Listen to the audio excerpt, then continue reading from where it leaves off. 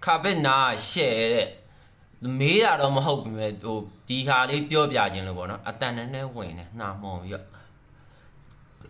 哇嘞，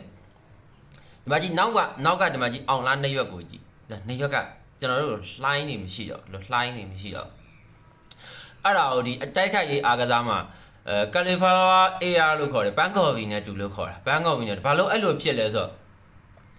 ဒီလိုအထိုးကျိတ်တွေခံမှမြန်တော့နားရထဲထဲမှာလေဒီလိုသွေးခဲကုန်တာပေါ့နော်လွယ်လွယ်ပြအတမာတက်ကုန်တာတက်ပြီးအဲ့လိုကြီးဒီလိုကြီးဖြစ်ကုန်တာဆိုတော့အဲ့လိုဒီတိုက်ခိုက်ရေးအားကစားလောက်တဲ့လူတွေအဖြစ်များတယ်များသောအားဖြင့်ဒီ Wrestler Grabber တော့ BJJ ကစားတဲ့လူတွေ MMA သမားတွေကပိုဖြစ်တယ်တခြားအားကစားနဲ့ဆိုရင်မြန်မာပြည်မှာဆိုစိုးလင်းဦးနေရွက်ကိုကြည့်စိုးလင်းဦးနေရွက်လည်းအဲ့တိုင်းပဲသူကပြန်တော့ကုလို့ရတယ်ဒါပေမဲ့တစ်ချိန်လုံးဒီအားကစားပဲလုပ်နေတော့ဒါကိုမကုတော့ဘူးနဗန်းတွေပါကြီးလုံးလို့ရှိရင်ကွာဒီလိုကြားပေါ်မှာလှိမ့်လုံးတဲ့မှာအဲ့လိုမျိုးတော့ဒီနေရွက်တွေခောက်ပြီးလို့ရှိရင်ထိုးကြိတ်တွေခံတော့ဒီနေရွက်တွေအဲ့လိုဖြစ်ကုန်တာအဲ့ဒါကိုကာလီဖလာဝါ AR လို့ခေါ်တယ်ဘန်ကော့ဘီနဲ့တူလို့အဲ့လိုခေါ်တာ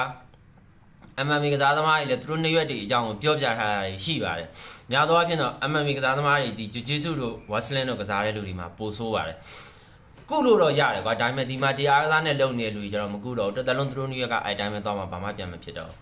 ။နော်ကုလို့တချို့ဟိုဟာဖြစ်သွားလို့ရှိရင်တော့ကုလို့မရတော့ဘူး။တချို့အပျော်တမ်းဒီ BJJ တို့ဒီ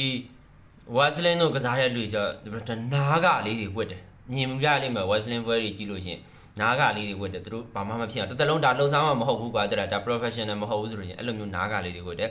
တကယ် fighter တွေကတော့မဝတ်ပါဘူးတစ်သက်လုံးသူတို့နေရွက်တွေကအဲ့လိုပါပဲခါပင်းနေရွက်မှမဟုတ်ဘူး MMA ကစားသမားတွေရဲ့နေရွက်ကိုအကုန်ကြည့်လိုက်အဲ့တိုင်းပဲတခြားဘောင်စင်တို့ဘာလို့လဲဖြစ်တယ်ဒါပေမဲ့ဒီလောက်မဆိုး